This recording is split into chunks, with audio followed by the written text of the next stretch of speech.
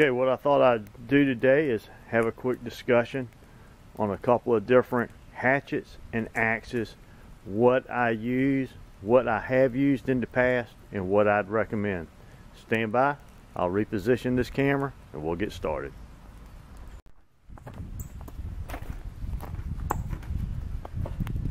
Alright, as we get started, first of all, talking about axes, you know, it never fails. You know, it's cold out here, it's below freezing, it has been for several days. I get a good fire going so that I can come out and shoot this video, and the smoke changes and blows right in my face. Alright, let me try to reposition here a little bit. Let's see if we can push through this. Alright, enough of that. When we start talking about axes, one of the first things we need to do is we need to talk about that whole concept of, are you better off to get a cheap axe to start out and to practice with, or are you better off just to save your money and wait for that high-end piece of equipment that will be an heirloom type piece of equipment that you'll use your whole life, and you'll pass that axe or that hatchet on to your kids one day? Well, the only way that I can answer that is it depends on the product that you're looking at. There's a couple of things that you can look at. If you can find out what the steel is that particular piece of equipment, that tool is made out of, that'll help you a lot. There's lots of charts on the internet that talks about steels and gives their characteristics, and you can see if that's something that you would be interested in. I have purchased several of these small camping type tools that have different heads on them. You get a handle and you can screw different attachments on them, and some of those come with an axe head, and I thought they were so small and compact that they would be nice to take when I'm doing things like hammock camping, especially in the summertime when I'm using a lot of limbs. I'm not splitting a lot of firewood, I'm not keeping a fire going all night, I'm just building a fire for the pleasure of having a fire while camping, or to cook some meal, or to keep some beverages going like I've got going here. As a matter of fact, let me move my coffee back here a little bit.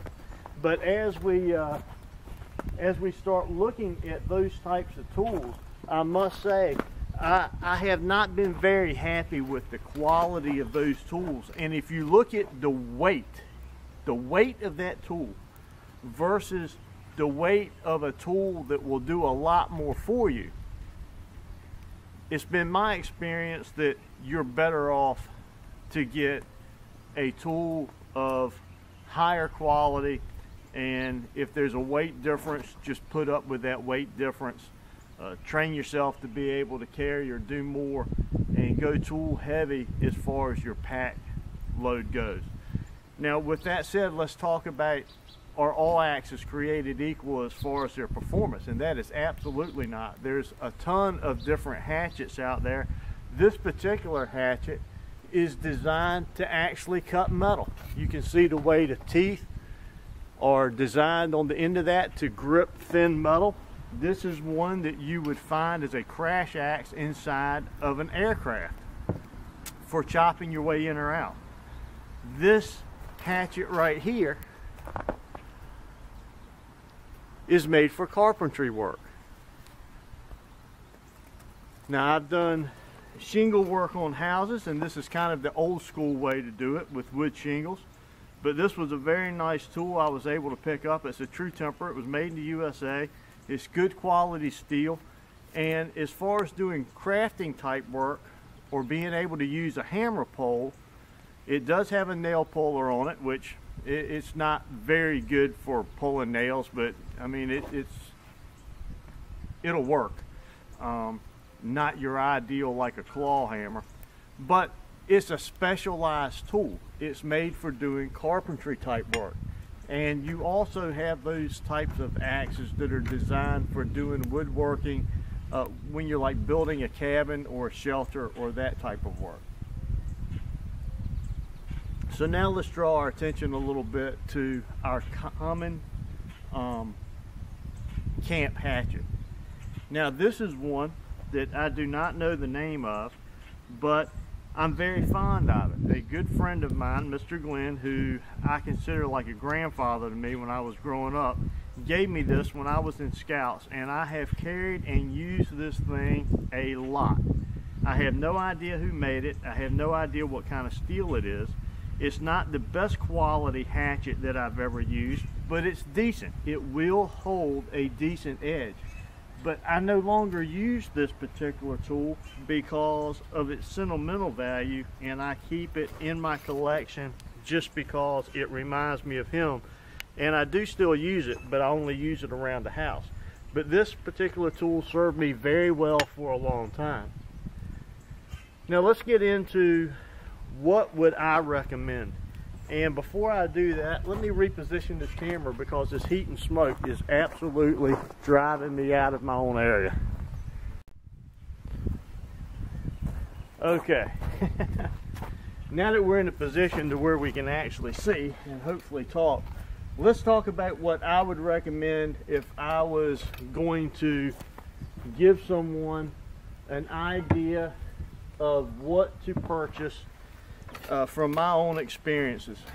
Now, I took down a couple of notes here.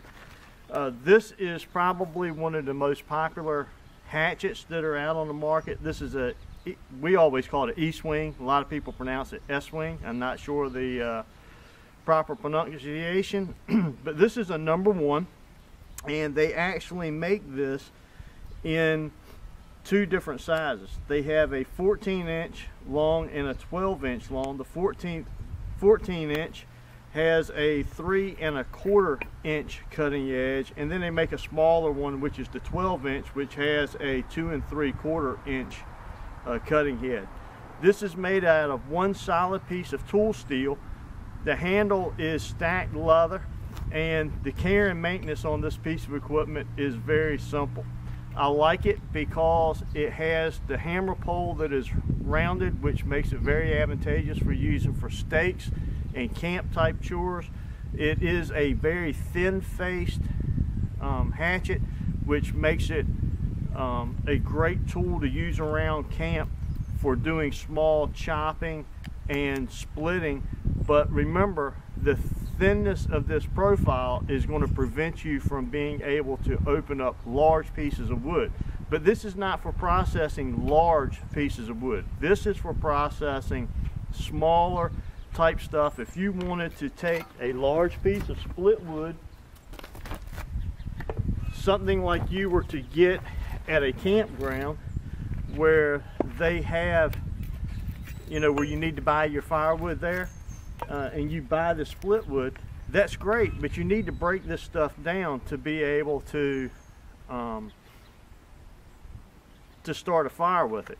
And you can do everything with this axe, from getting in here and doing very small pieces up to splitting off larger stuff, and then processing it down to whatever size you need, very simply, and that'll help you get your fire started. And this is a great tool for that. As far as processing game or doing small crafting type work with it, I don't particularly like it because of the smallness up here, but that can be taken care of with some duct tape or some other type wraps if you absolutely have to. But this is a small hatchet that the Boy Scouts of America have used for years, and many a child has grown up using this particular piece of kit here, and I would highly recommend this. This is a U.S. company. This product is made in Rockford, Illinois in the USA, and they've been in business since 1923, so they've been around a while and have a great reputation. Now, they have a larger axe, and this is the #5. They also make a number, let's see here, the Sportsman's axe, which is, nope, that's the wrong one. In the hatchet, they have the Sportsman, which was 14. They have the 12, which was the E14A. Tool steel, well balanced, hammer pole, all come with a leather sheath. The Camper's axe. That's the one I do not have out here today. It's 16 inches long. It looks very similar to this, and it has this feature here, which is like a shock absorbing system in it, so that when you're hit, you're not getting the vibration through the handle. I have that particular one. We use it quite a bit at work, and I really don't see an advantage to having that shorter handle unless packing it is an issue. As far as operation and actually using it, with the head being pretty much the same, the only difference is the length of the handle. I think that the longer handle here of the Camper's Axe long handle E45A, which is 26 inches long, is a lot easier to use around camp, especially if you want to actually do some splitting. Now, this is the axe along with a bow saw that I keep in my vehicle all the time. If a tree falls across the road, or if I need a quick tool to use, this is the one that I'm going to go to. These small hatchets from Eastwing, you're looking at anywhere between $33 and this one up of the $50 range. And for a tool steel, it's a little softer than what some of your forged axes will be, but the advantage is that it sharpens up very easy. The maintenance and care is very easy with these. The biggest thing that I see is people who don't keep them sharp and don't put any type of protecting on this tool steel. It is a pretty resilient steel, but it will start to rust after a while if you don't take care of it. And of course, the leather sheaths seem to take a lot of abuse, but just a little bit of shoe polish and then some leather care that I'll talk about here in just a minute will go a long way to protecting that. Now, if we're going to talk about a higher end axe, and you notice I'm using the term axe and hatchet kind of intertwined there. I consider a hatchet a small tool that is of a hammer size, and once I get up to the size, not really dependent on the size of the head, but it's the length of that tool, that I can put that head underneath my arm and I get to where it's much past my elbow, I start considering that an axe, because it is a more versatile tool in my opinion. Now, this is an S.A. Weatherling's axe. It's going to run you anywhere between about $175 to $225. This is the 176 Forester's Fine Axe, and it comes with an American hickory handle and a nice mast to protect the cutting end of the blade or sheath. It is hand forged. It's from Switzerland. That company's been in business since 1882, and the shipping weight on this is 2.2 pounds. A very nice piece of equipment. This is in that category that I say that you want to take care of this, and this will be an heirloom type investment that you can pass down from generation to generation. By far a more superior tool of any of the other axes that I own. The hammer pole is very nice. I almost went with the Hunter that has the rounded off edges, but I'm glad that I wound up going with this one. I'm very happy with the hammer pole. Works great for a camping type task. As far as the head design, the way this is cut out and allows you to get up in here and grip this head and to get in here and actually do some finer carving tasks. You can make feather sticks with this thing. It's got a head size that, you know, it's wide enough that you can actually do some decent splitting with it. It's narrow enough in profile that you can chop with it. So if you have to chop a tree or something out of your way, if you have to cut longer trees down so that you can burn them in your fire, it has a cutting edge that is tapered, that you can use it for craft type work, making spoons, doing the bulk of your material reduction. And just the overall comfort and weight and size and the way they have this axe set up just really suits my needs. So if I had to do it all over again, and I had to go out and start from scratch with all of my kit and rebuy my tools, what would I do? I think if I was looking for something more affordable, I would go with the E-swing. The larger E-swing is the way I would go, rather than a small hatchet, and that would serve my daily needs, I believe, very well. As I was able to acquire some more funding and I wanted a more superior tool, at that point I would start looking at the Weatherlings. So there's my recommendations on 2 axes that I would recommend. I've got a lot of other axes, but if I had to just start all over again and I was looking for just camping, bushcraft, survival type issues, it would be either the E-swing or the Weatherlings. Okay, so let's talk about maintenance of these tools, because that's something we're going to have to do no matter which axe or hatchet that we wind up purchasing. And there's a couple of things, just like with any other tool, you need to start thinking about your maintenance when you buy them. You should probably buy them all at one time so that you can take care and maintain these tools. For a dressing for the wood, all I do is I take boiled linseed oil and I wipe this wood handle down with it, and I apply it liberally, and then I try to wipe off every bit of it that I put on, and I do that with a cotton rag. And make sure you pay attention to the end here. Make sure you get that grain soaked very well on both ends and your lanyard hole. After that, I'll soak those rags in water and dispose of them or burn them, because you can have issues with cotton rags and boiled linseed oil. But that's how I take care of my handle, and that's really the only thing I do to that. You'll notice some marks down here. That is simply where I have marked off 1-inch increments from the head to the pole, and that gives me a measuring device when I'm out doing bushcraft type work. For the head itself, as far as an oil to protect it, I really only use 2 things. One is olive oil if I'm in camp, because that's what I carry for cooking, and that's what I carry for all of my protecting my axe heads. When I'm at home, I use something that I make myself, which is a leather protectant.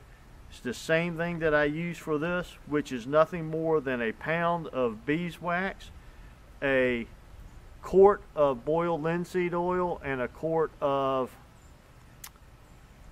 I forget what it is at the time. You'll have to go back and look at my video where I do waterproofing of a haversack bag and backpack and leather protectant, and you can get the ingredients for that. Man, it just slips my mind right now. I can't think of that third ingredient. Okay, as far as keeping the blade sharp, I'll use very small stones, and I'll use a diamond rod if I'm out on a trek somewhere. But for at home, I like to have a fine file and a medium file in one. So this is a nice combination file, and the way I use that is I put this on a firm surface, usually clamped down, and I simply find the bevel and I file in this direction. Ever how many strokes I make on that side, I'll turn it over and I'll perform the same amount of strokes on the other side.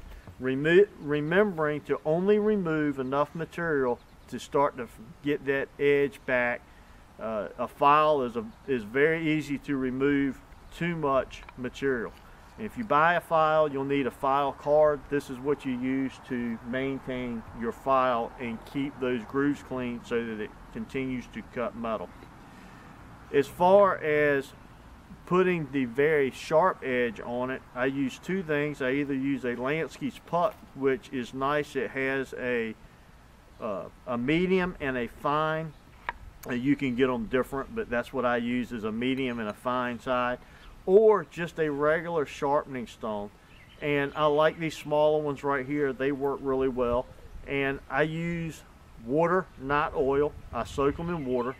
And to use this, I'll simply tuck that up underneath my arm, and with a whetstone I find my angle, keeping my fingers out of the way, and I use a circular motion. Now if I need to, I'll start out with the more aggressive side, and you switch back and forth, same amount of time on each one. I usually don't count the circles. It usually takes me 3 circles to go from half of the stone on the cutting surface to half of the stone past the cutting surface. And I count 1, 2, 3, 4 as I travel back and forth, and then I'll switch and perform the same task on the other side and try to keep that cutting edge dead center. Once that edge is sharpened, like I said, I either use my beeswax mix or just a little bit of olive oil to put that final coat on there. A lot of people will strop their axes and hatchets. I really don't do that. I think a good test to find out if it's sharp is to simply lay that on your fingernail, put a little weight on it, and pull back. And if you see your fingernail peel off like was right there, that blade is going to be pretty sharp and significantly sharp enough to handle any camp chores that you're going to need to do as far as processing material with an axe or a hatchet. Well, look, that was kind of a whirlwind quick tour, but I don't want to keep you too long. Just some recommendations of what I've used. I'm sure there's plenty of other great tool options out there, but these are the ones that I have had significant dirt time with, and I would trust these if these are the tools that I had to pack up and go out and use for a significant amount of time that I know that I could depend on and I could maintain in the field. So thanks for joining me once again. I'm Tim Langston with Red Dog Bushcraft, home of global safety and survival. God bless.